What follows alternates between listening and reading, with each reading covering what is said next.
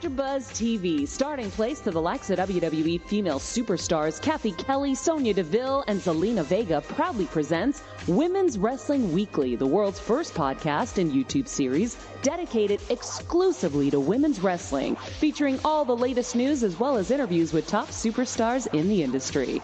And now, AfterBuzz TV's own gorgeous lady of wrestling, TK Trinidad. Bonjour, you're watching Women's Wrestling Weekly, the #1 women's wrestling show on the planet. My name is TK Trinidad, aka the Canadian Assassin, and looky. We have Evan T. Mack in the building, aka Cocacina, aka America's Chocolate Sweetheart, fighting crime at night, doing the show by day. Thank you for joining us. I already know why he came, because, sometimes he gets selective when he comes, so I already know why he came. But it is what it is. Listen, I usually make my appearance, man. You know what I mean? I space it out a little bit. I couldn't leave you hanging. You know what I mean? I'm like, listen, man. She really needs a brother, man. Like, she act like she don't need me, but this show, like, I hold this show together. The voice of the people. You know what I mean? The voice of the unwashed masses. Okay. You know what I mean? Right. This is the first time I'm hearing this, but okay. Thank you so much for joining us, Evan. Yeah. Amazing show, like we always do. We're gonna do some news. We're gonna do some Star of the Week. But as you can see, sitting right next to Evan T. Mack, man, the star of the show. It's just been a journey, man. This been like you see, y'all see Lord of the Rings? Yeah, it's been. It was like that travel to get to. Yeah. I'll introduce and I'll tell you how we got here, because it took a minute. So Middle Earth.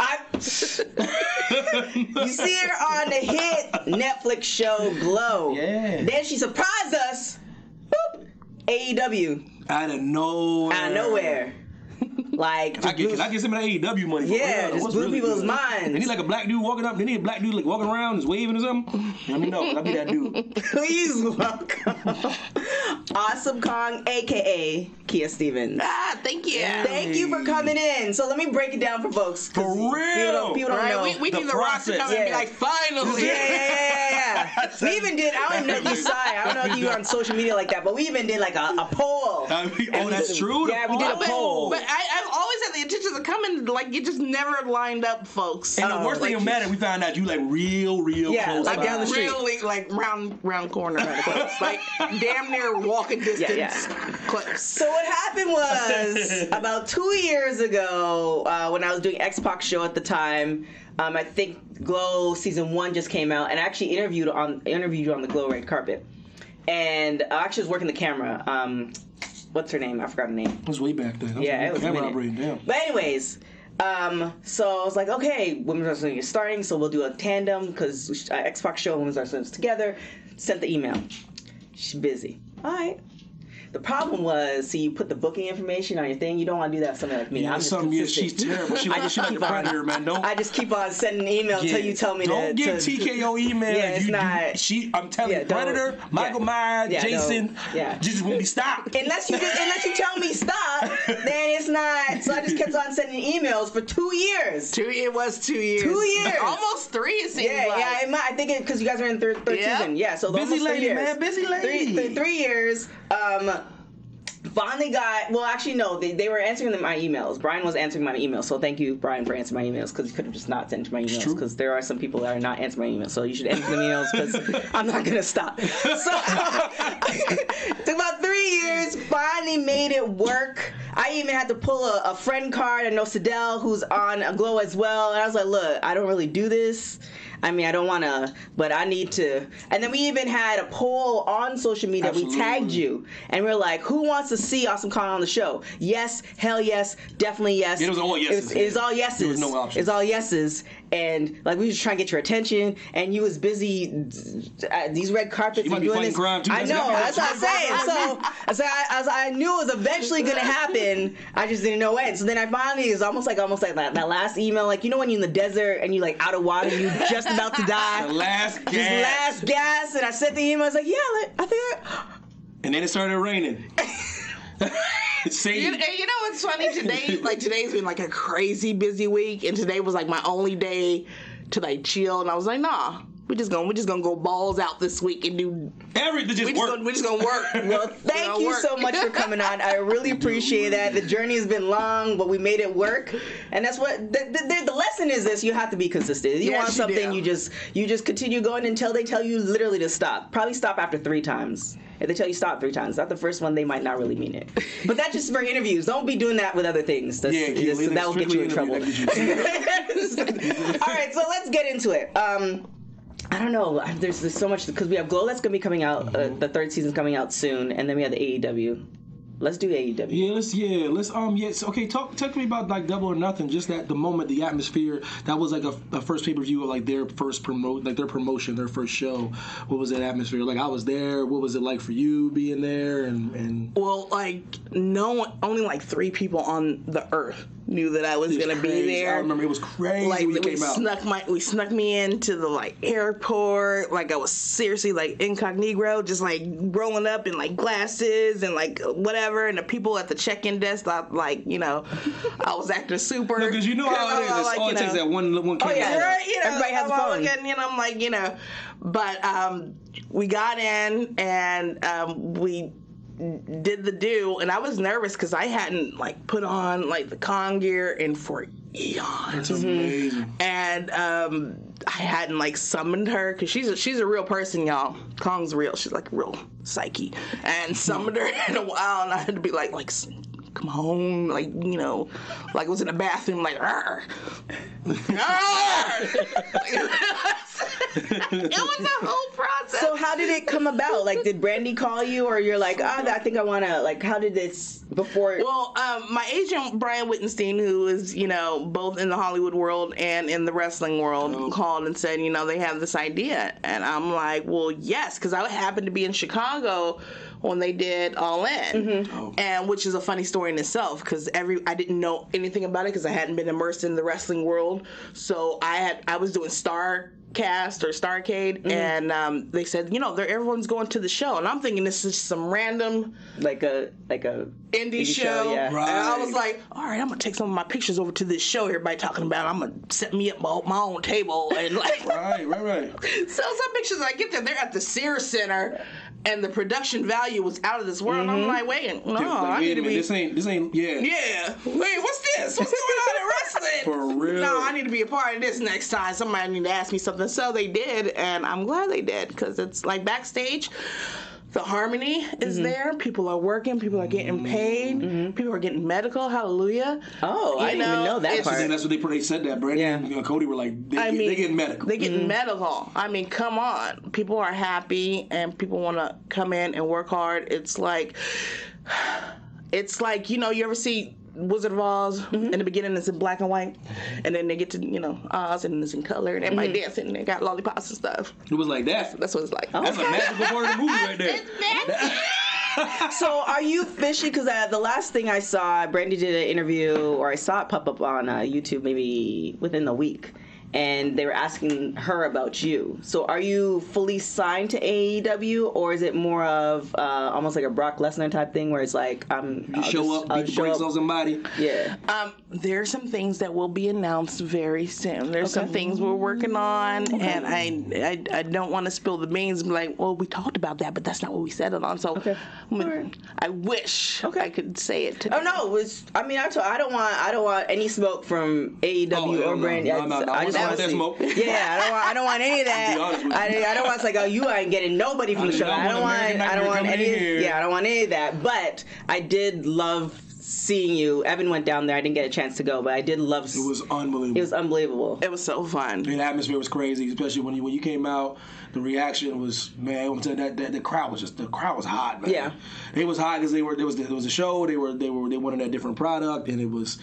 It's like every shocking moment I felt like you could feel it. You know what I mean? I don't know. Yeah, they showed out. They showed out that weekend. But they've been showing out ever since. I mean, just that pop turned my legs to jelly, and all I could think of on the way to the ring was, please don't fall on your ass.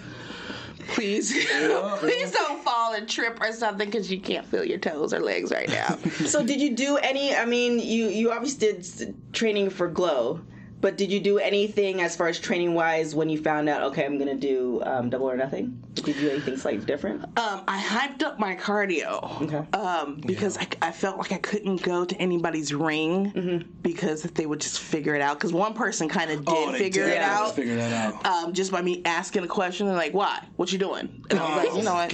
Never mind. I'm just going to... You was like in the gym by yourself. Yeah, I'm 4 in the morning. Like I'm on the bicycle and like doing stuff. And people looking at me like, what's wrong with this? That's not what you do on the bike. You just I prepared as best as I could since it was like secret. Okay. Well, let's get into Glow now. We have Jeff in the booth. He was very excited. Jeff doesn't get excited for much. He was gushing. Yeah, he was. Gushing. Yeah. He was like, oh my gosh, I can't wait till I was like, oh, you don't say that for everybody else. Not to say you should say it for everybody else, but not to say you shouldn't. But there's just a little extra pep in Jeff's step today. He has a little more salt and pepper on it. So, in particular, he talked about I don't know if the episode was called Welfare Queen, but is that Welfare Queen episode where Mother of All Matches. So. Yes. Where your son was there. Tell us when you read the script, how you felt about it, and then how you kind of channeled your energy into playing that role. I almost didn't read the script because like the rumor had been going around that they were doing that fourth episode was going to be like a one-off episode, a special episode, and that hardly any of us were going to be in it. And I just assumed I was like, okay, well, if it's not hardly any of us, this is going to be like not me for sure. Right. So when I saw my name on there, I said, well, I'll take a peek because I had planned a whole trip with my husband. I was like, I ain't going to be in this episode. We're going to have like a good 5 days off. Let's go up to Hearst Castle and like eat some cheese and wine and like chill out. And then I read it and I was like, oh, this is something I'm going to need to prepare for. Yeah. And every page like got me excited and got me teary-eyed, even from just the music even that they chose. It had me tearing up, misting up. And I was like, wow, right on for Tamay. It's one of those things where, because you've been for you guys who don't, let's preface this. There are people who are just introduced to you through Glow. They didn't know that your career, the background, right. what you bring to the table. And the rumor was, I can't remember if it was confirmed or not, that when you auditioned for Glow, they didn't even know that you were a wrestler or are a wrestler. Yeah, I don't think they knew that at first. Yeah. Not at all. So there are a lot of people who are introduced to you through Glow. But let's take it to when you started wrestling, being a black female in the industry. It's a little different from today. Like, we're getting a little bit better, but kind of tells your experience as a black female in the wrestling industry when you started to Oh, gosh. Like, when I first got into it, of course, I did this reality series called Extreme Body Challenge, where, because I had went out for Tough Enough, and JR told me that since I was big, that I would never make it in wrestling. So I decided to go out for this other show and lose a little bit of weight and get kind of fat, which I did. Had me, not exactly 36, 24, 36, but it was snatched. Yes. You know what I mean? To the point where my first wrestling name was Vixen. Oh, I see. I was in my black cat suit. Like every female wrestler has to go through her like black cat suit phase. I went through mine, and then when like 2 months later, when they told me they were having a tryout over at Inoki Dojo for women's wrestling, I went out for it, and seriously took my first bump 6-8 weeks before that. Was nervous, but since I was so raw and new, they wanted me to kind of mold me the way they wanted me, so they didn't have to deconstruct anything. Right. The only thing is they wanted me to be called Kong, and I was like, what? Do you know what that means? Yeah, you know it's what tough I mean? Being black too, you already know that they've connected that like monkey thing. Yes, and I was like, we get chills as soon as we hear it. Yeah. We don't even know what place it's coming from. Right, we're like, all right, hold on now. And I had to really like think on it and like weigh a lot of stuff, because of all the connotations to it. So I thought, this is an opportunity. I will take on this Kong name, but I'm going to make it be a name of respect, so that when people hear this name, they either tremble in fear or they stand up straighter, or sit up straighter. And I'm going to have to be successful so that I can create other opportunities for other women like me and they won't have to make this decision. Right. I was actually in my apartment. I'll never forget this. I was living on Wilcox in Hollywood, and an NWA song came on. And I was like, if they could be niggas with attitude, I'm going to be Kong, and I'm going to make it as if I chose that name, you know, and take it from that mentality. Yeah. If Josephine Baker can go out there and put up with what she had to put up with, and you know, Sammy Davis Jr. had to put up with what they had to put up with, then I was gonna. It was my turn to clear the path for the next generation. That's what I'm trying to do. Got the chills in there. This piece. In the interview right there, we good. It's over. Well, I mean, it's crazy because we just did some pre-tapes today, and we were just talking to Maserati, and she was saying she's a wrestler from Vegas, and just 2 years ago they wanted her to play a chick from the hood with 5 kids. And that was just that was 2 years ago. Oh goodness! So it's just Who's they? Well, like her promoter, her home promoter, promoters were like, and stuff like that. That's where I always go with, like, when me and TK talk off air, we talk, we're kicking it somewhere, we're talking. That's where I'm always at. They see like black people as like 4 different things though. Like, you know what I mean? You know what I'm saying? You gotta be like a voodoo something around. You're super ghetto. You're super obnoxious. You chucking and jiving. Right. So that's so it's just broke out of jail. Just broke out of jail. You were like the one group back in the day. God bless them, man. Like Crime Time. Their name was called Crime Time. I mean, like they were crooks. Come on. You know, I mean, like it's. But that brings me to going back to Glow. Because yes, it was taking place in the 80s, so you're dealing with the stereotypes and the racism in the 80s. But then, like, reading the script, like, how did it? I don't know. Did you have issues in playing that role, or it's like I'm gonna be a great actress and portray this role as best as I can? Or no, because the material is so great about taking on these issues, because these are things that actually happen. That you know, my mom was an actress, and the things she would have to play back in the day would break my heart sometimes. Even though we were so proud of her, but it's like, you know, as an actor, you either take on this role that is offered to you or starve and never fulfill your dream. And it's like, is someone gonna pay you not to take that role? Right. You know, and there's this unfair responsibility that is weighted on a lot of people of color, you know, that ties into all that double consciousness. Absolutely. That is, it's we struggle with, because like, there's no scholarship to be like, hey, I'm gonna apply for this scholarship because they offered me this role and I don't think it's right for our people. Right. You know, can you subsidize me for not taking that role? Right. We don't have that. Hopefully I'll get rich enough one day where I will offer that sounds like a good scholarship. You know what I mean? Yeah, you got to get to that point where you have to get to a certain level, and to get to that certain level, you got to do those roles beforehand. Exactly. Like right now, like Denzel, you can't tell Denzel what to do like now. You know what I mean? But way back in the day, and I mean way back, for anybody who knew Denzel when his first gig, probably his first role, if I remember, he was like blaxploitation film. He's just like a guy robbing somebody. Young, super young Denzel. I think he had like one line, but he was a thug. Now, this is Denzel trying to start out. This is this is like a theater actor. And he's like, I got to do what I got to do. And he built himself up. So to take these roles, and you're right, as far as a person of color, a black person, they'd be like, I got to do this role, and I gotta do this stereotypical black guy, or like how the Asians used to have to do things. Like some of my favorite actors back in the day were like Filipino, but they had to play Chinese. Like, you know what I mean? Like, like Tia Carrera is Filipino, and they made her play like a Chinese woman in Wayne's World. We have a storyline like that this year, and it's oh God, it's so tough. messy. It's tough. You know, it's so hard to untangle and get it straight and right with all the whitewashing that goes on in Hollywood, and just not that many people of color in power. We have more people now, and things are starting to untangle themselves, but it is still a process. But even like watching your old wrestling footage, seeing you in braids at that time is a thing. You know what I'm saying? Like, I don't even want to tell you what company, but I had an issue with my hair as of last week. Oh. So it's just kind of one of those things where the fact that we saw you in braids at that time is an amazing feat, because we're in our 3rd season of this show, and we have talked to particularly black women, and hair has always been an issue. Oh my gosh, yes.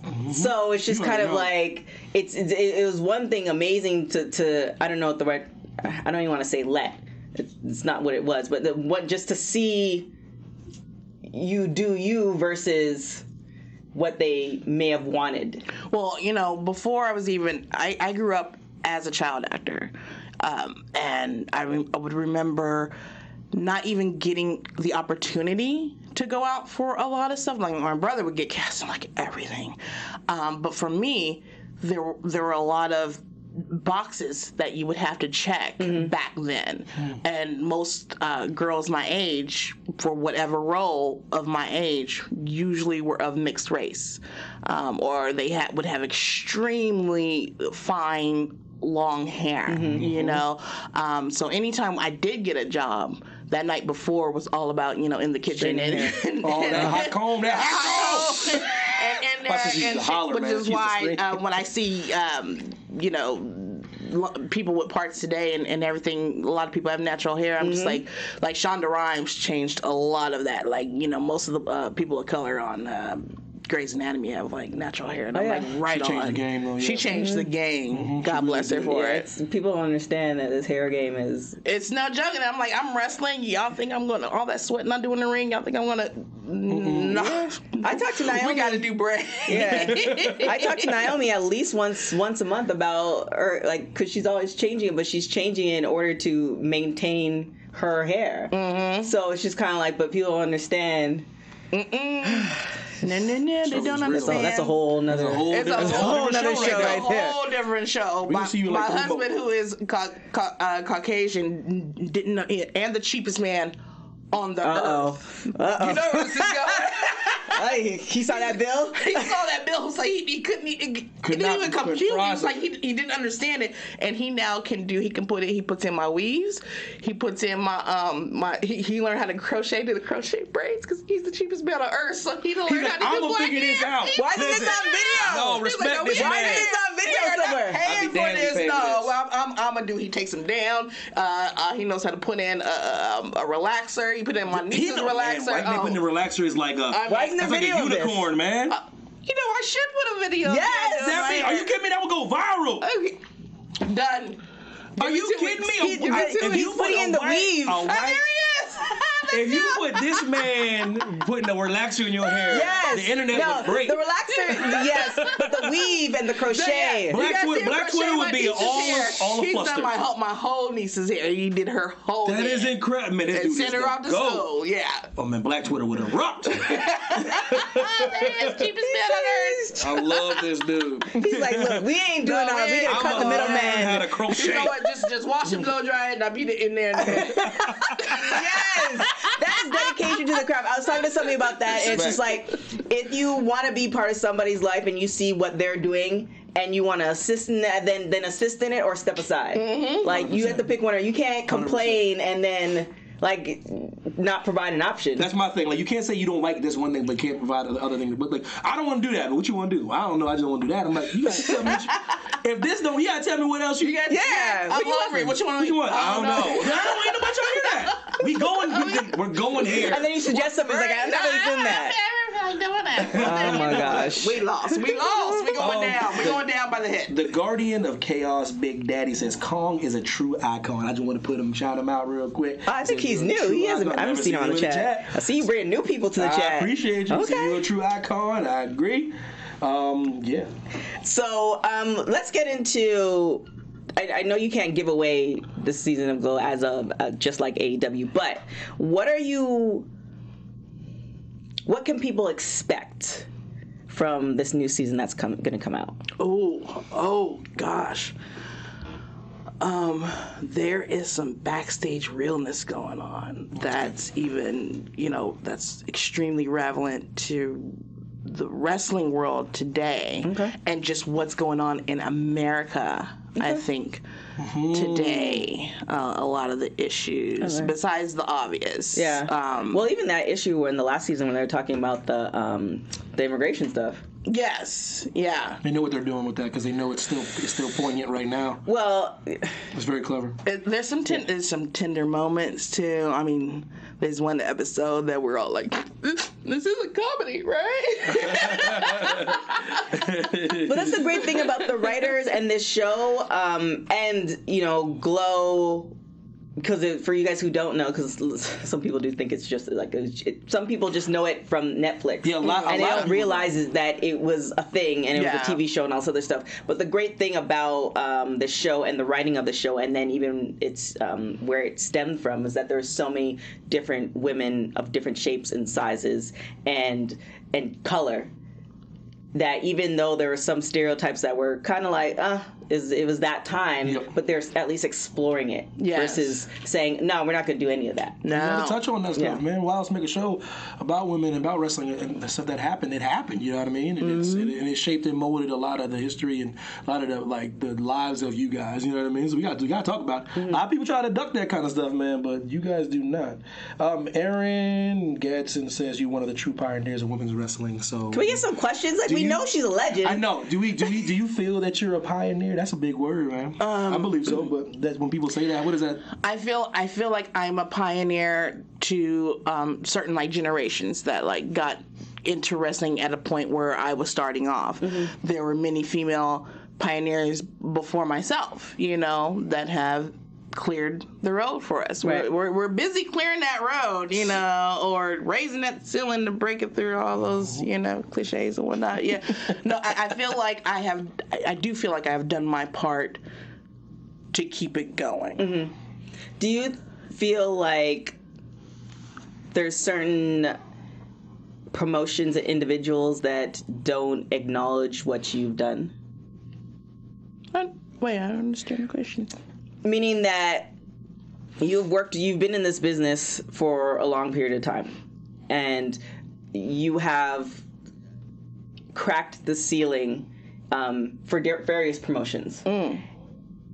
Some of these promotions, it's almost like they don't even like acknowledge that you were even there. Really? So do you feel like that's the case, or do you feel like... Because so let me just put it out there. Yeah. So when you and Sidel, there's an interview, I think it was with Medusa for Mae Young. Okay. Right? So WWE is there, but then when they talk about female wrestlers and past female wrestlers, you're not often included in that discussion. Oh, them. Oh gosh. Because when we went to the thing in Vegas, we did the. And the thing is, it's like even such an awkward trip. Yeah. It was so awkward. Yeah. Because I really wanted the Glow girls to experience, Yeah. That interview was kind of weird. You need to watch it. And it's the top WWE at that time had the top, their value, their product value was the top out there at that time. So I wanted the girls to experience that. And I don't really have, because I feel extremely blessed and I don't feel unfulfilled in wrestling. I don't really have any beef or bad not whatever beef, karma but just with, at least no pun intended. Bad karma with WWE at all. So I'm like, let's go here. I do think that sometimes they themselves, being that they are a $1 billion company, can kind of get a little petty about little stuff like that. Right. Sometimes I think they get a little petty because it seems like sometimes this is my interpretation. It's like if you don't make a lot of noise, like you're not doing, maybe, I wasn't dealing with TNA or I wasn't dealing with ROH, and then or if I am dealing with TNA, suddenly I'm not getting the newsletters from WWE, because once you're an alumni, you get the alumni newsletter. Right. So you go there, you expect them not to send it to you, but then when you're not doing something, then they send it to you, and then you go somewhere else and like, no, you can't have the newsletter. I want your damn newsletter filling up my inbox. No way. Yeah. What I do want you to take out is your WWE Network invite me back all the damn time. You can take that out. Oh, I'm sorry. I'm not trying to read nobody right now. Well, that's what I'm saying. Before AEW, they had the Women's Evolution, and before that, they had, I think it was it for WrestleMania, where Trish and Lita came out, and it was the Battle Royale. It's like there was opportunities And there's certain individuals that are not invited back because of either lawsuits or whatever. But there's people like you, as far as I know, from what I can see, that's like, well, why isn't she included in the conversation? I think if I had to guess, I mean, like, seriously, I could kind of understand, because a little bit. But it's like, you know, forgive. Come on. I mean, it's like, we put all this, much worse. Yeah, it's like, right? Much. They didn't forgave much Lord worse have mercy. than, you know, putting some money into they put a lot of money into me for my debut. Right. And at that time, I was happy. I was the happiest I'd ever been in my life. And I think that is why my body allowed me to even get pregnant at that time. Because I was the happiest, no stress. I was just like the happiest, you know what I mean? And I think they still a little mad about that. So when we didn't put all this money into you. Something just that simple. Yeah. You just got know, but then you was irresponsible. Did they ask you to do something? Like, did they ask you to, when you told them the news, did they ask you to? No. Okay. I mean, there was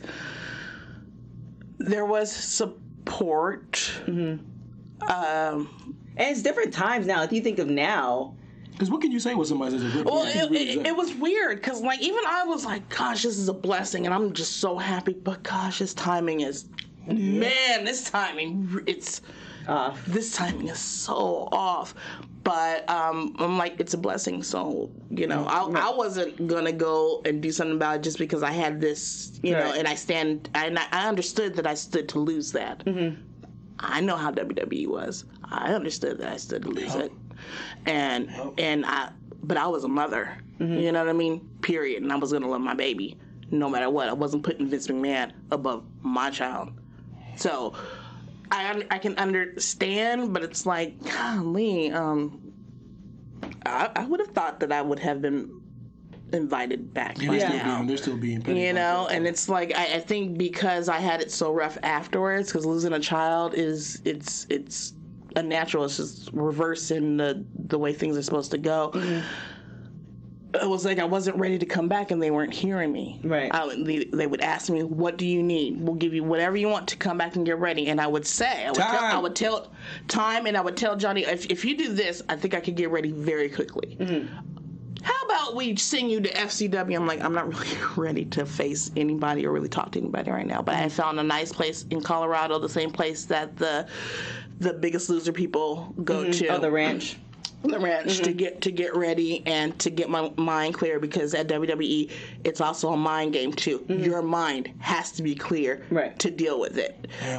So physically I was kind of on point, but mentally I was ready. I was like, I can't be there mentally off, because I got a history of just hauling off and slapping the shit out of folks. So I'm like, I want to make sure. You didn't know that one? Oh, damn. I want to make sure. Okay, I want to make sure that I'm mentally, you know, able to withstand what I know I was going to face. Too. You know what I mean? Because no one coddles you there. Right. It doesn't matter what you go through; they're not going to coddle you. If anything, they're going to keep poking at you. You know, to see where you're going to break. And you try to break me, I'm breaking everything back. So I just wanted to be able to face that and be able to go, all right, I can take that right now. So I think what you're referring to as far as break, it was it Bubba? So the situation. I'll do the short version, and you can chime in. I'll do the short version because Evan looks very shocked. Is when Haiti had everything that was going on, the natural disaster. Yeah. Kia was very open as far as getting money and what happened to Haiti is crazy. It was devastating. And they're still, for you guys who don't know a little history, Haiti is still owing France money. So that's why one of the reasons why they can't get on top, because France is holding. They have poverty on a different little level. history People don't know what kind of poverty it is. Bubba said some disparaging things about Haiti. Oh. And Kia went to talk to him, but the opportunity didn't necessarily present. The opportunity presented himself, but it didn't happen. And then the next day or on set, when she saw him, she just went after him. It was actually minutes later. But the Haiti thing wasn't like all of it. Because I'm sure that was ice, and that's probably it wasn't all of it. He came on to TNA acting a monkey fool. like with disrespecting everyone as if he had been bumping for years. You know what I mean? Now, just because you in Hulk Hogan's shadow and you his homeboy right now, and I told Terry this, that he wasn't your friend, and then we found out later. We found out later though. You know, he was the one who taped. Okay. Yeah, you know, with the whites and whatnot. Sure do. I know that one. You know, I'm gonna keep it 100. I'm gonna tell you, hey, you need to watch that dude. And I told you needed to watch that dude. And he came on to TNA's backstage just disrespecting everybody. It's like, wow, don't do that. Come on now. He's smelling himself. We family here. TNA, we may not have gotten paid that much, but we loved each other there. I mean, but TNA Impact now, their storylines are they. You start reading your own press clippings, though. That's what Bubba was doing. Bubba was at a party. He was in the era where he was reading his own press clippings. He was in that era that everyone talks about. That's the best era of wrestling, and he got this air about him. You know what I mean? He's not the only wrestler that does that. That's why I already know you're telling the truth about it. He came there thinking like, yo, you know what I've done, and you know what I've been through. You know who I am. That's a lot of people. Yeah, man. So truth be told, in the chat says, there any female wrestlers that you would want to wrestle that you haven't wrestled before? Dope. I'd like to wrestle Beth just because I've been asked about it so much. I would love to give that to people who have wanted to see that. Right.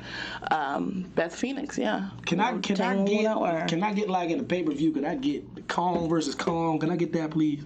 Can I get my dream match? I mean, it's happened before in Japan. I need it on domestic grounds, man. Listen, I need it on domestic soil. There's some rumors. I need that so hopefully, bad. Hopefully. I just want to see the showdown in Chi-Town. Just fade the one-on-one Kong versus Kong, man. I think it may happen. I think it may happen. There are rumors. Truth be told, is also hitting another question. Were there any girls in WWE that were supportive after you left? As far as like that contacted me and whatnot. Well, I was there for such a short time. I mean, the people that I knew before, like Natty, were supportive, and you know, checked in on me afterwards, and Brie and Nikki were also supportive as well, all through it, actually. So I thank them for that. But outside of the girls, Dylan Hornswoggle was extremely supportive from day one. I think I talked to him every single day. In fact, I named him my son's godfather because he just was there for every minute. Mm-hmm. Sometimes you need that, just somebody to check in. Yeah. Positive Vibe 95 asked about the AEW experience. I don't know if you're just checking in, but we talked about that at the top of the show. So once you're done watching the show, you just go back to the top and you get all that good stuff. So much. Get it in. So many questions. So we have the Glow's coming. What's the exact date that Glow's coming out? August 9th. August 9th is the day season 3 of Glow is coming out. Yes. I want you to give us the tea without getting yourself in trouble. Is there anything that we can look forward to for your character for Glow? Character arcs. My character arc directly reflects something that it directly reflects something I can extremely relate to. Oh, that's when I read it, I was like, okay, all right, y'all. That's really good. You tell you a professional too. You got my diary and then made a script out of it. Somebody made a script out of my diary. That was a politician's but it was perfect though. Well done. Yeah, that's when you parallel park and you get it the first time. That's what you did. that was perfect. Now, possibly it hasn't been confirmed or denied. So you did the AEW. Is there? Are you gonna be doing any more wrestling? We'll put AEW aside because we don't know. I'm assuming you're coming back. I'm gonna put it in the universe. You're coming back. We can't confirm or deny. But is there anything else as far as the promotions or anything else that you want to do as far as wrestling, or you want to kind of just keep it to surprises? Oh gosh, if I say it kind of spills the beans of what.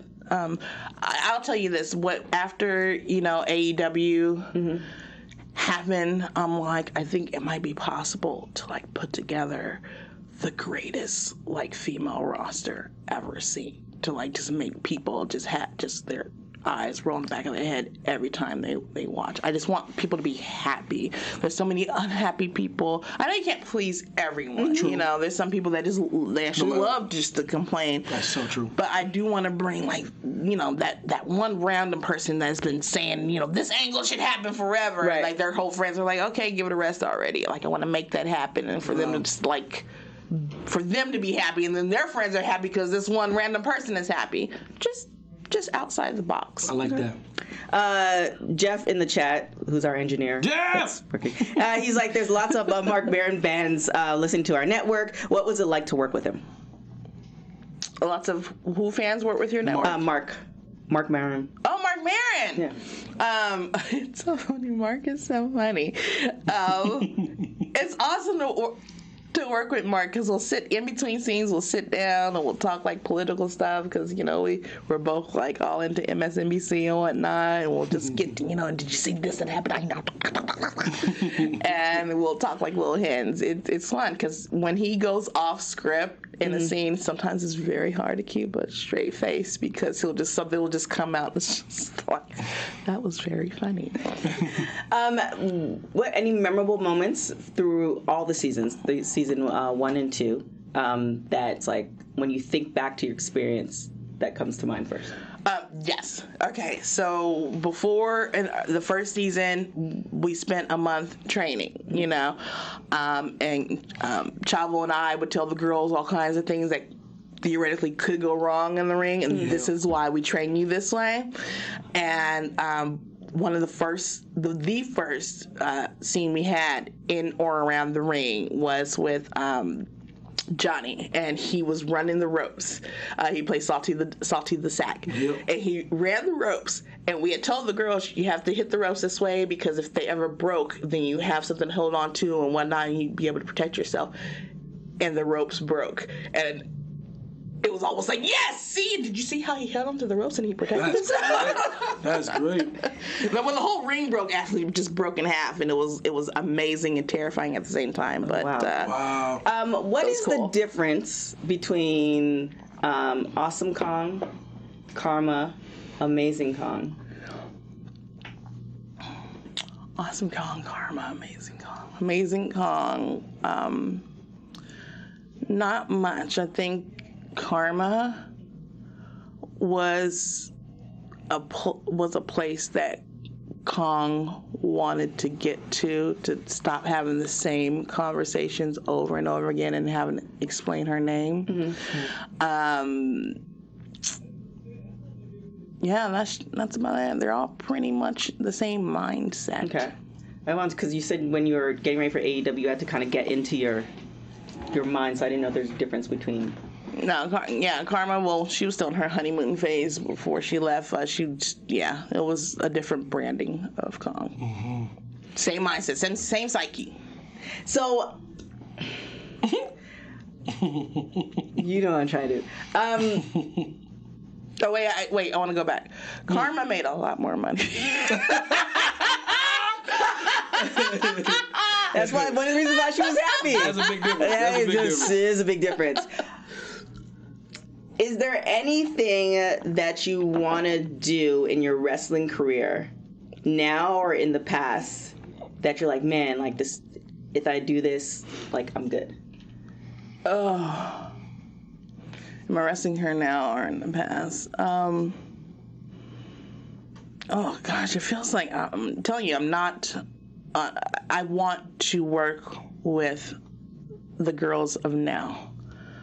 I want to pass on my knowledge and help make someone even more formidable than I was, and just to, someone who may have it easier, who can get through easier maybe than I did, and get all just I don't know, hit the stratosphere, just take the next step, to go a little further than I did. That would make me so happy, and to help with that would leave me extremely fulfilled. Yeah, like I think Bosa said in the chat, like a match between you and Nia Jax, but even beyond that match, Oh yeah, Naya for a while there. I was like, gosh, I would really like to work. There's with just her. one thing she's missing. Yeah, I'm like, God, if I could work with her, I think she could be That is so freaking true. formidable. That's what we always talk about. I mean, dang, but they never called me. Because she's missing that little. I'm saying that little bit. That's that little. That's that. Because it's there, man. I mean, the size. I root for her. I root for her though. You got to. It's the size, the beauty, the Samoan aspect, there's the so many athleticism, things. the It's just strength, the power. Like she has. She just needs to channel whatever. One more thing. All right, so we're gonna do Star of the Week real quick, and then we're gonna finish up. Women's Wrestling Star of the Week. I got a question. Evan's gonna introduce a new wrestler to us. Yeah, man, this one comes courtesy of Flowbito.com. Shout out to Flowbito. Yo, appreciate you, Flowbito. I was gonna give you props, man, because I took your Star of the Week. Chrissy Vane, when it comes down to it, Chrissy Vane is a legend in wrestling. Though starting her career as a model and a wrestling manager, Chrissy had eventually built a wrestling career spanning 2 decades. To many, she perhaps is known for her time with Amber O'Neil and Team Blondage Group. Team Blondage was in fact the first tag team formed at the premier promotion Shimmer Women's Athletes. The Greenboro, North Carolina native soon became an inspiration to a whole new generation of female performers.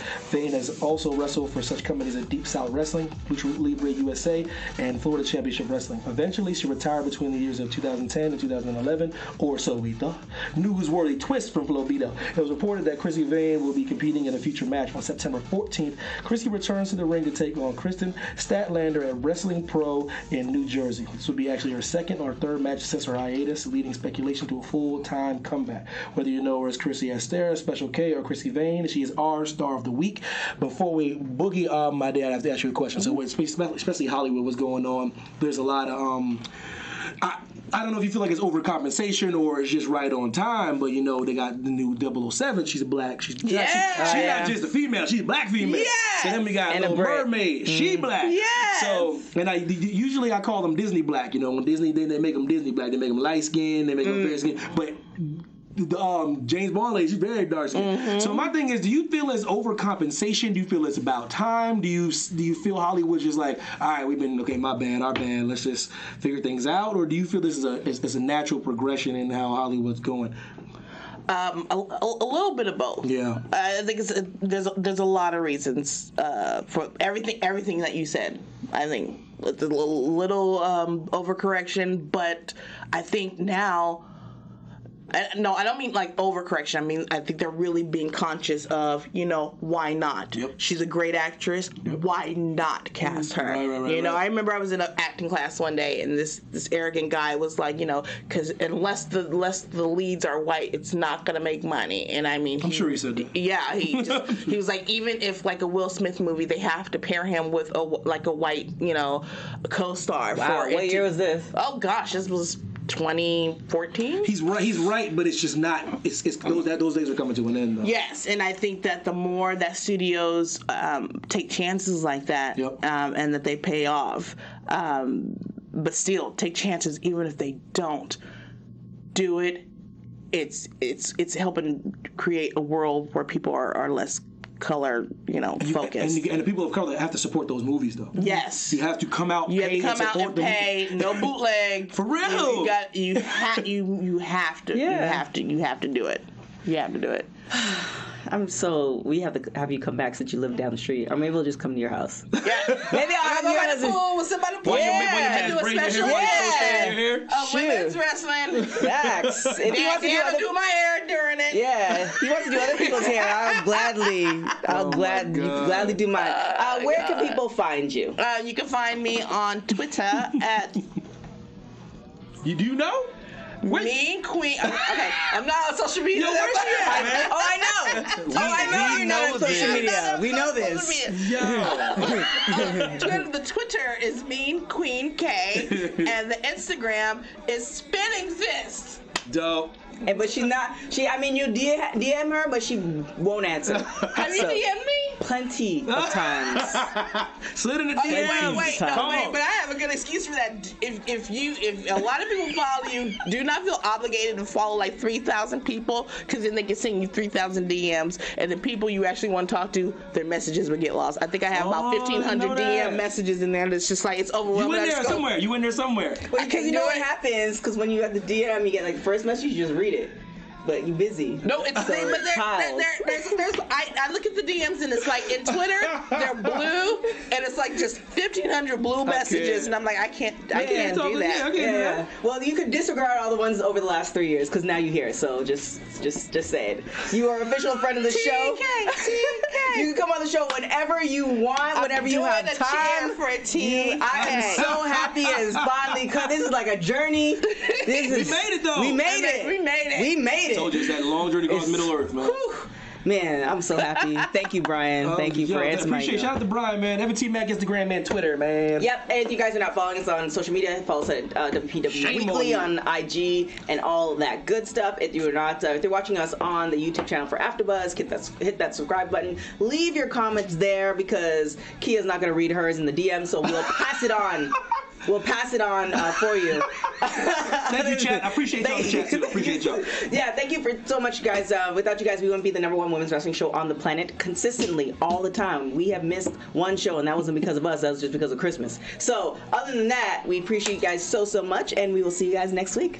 Ciao, guys. Executive producers Kevin Undergaro, Maria Menounos, Phil Svitek, producer TK Trinidad, and me, Mark Donica, your voice of AfterBuzz TV Wrestling. We ask you to rate and comment on iTunes, subscribe to AfterBuzz Wrestling on YouTube, and find us on all social media.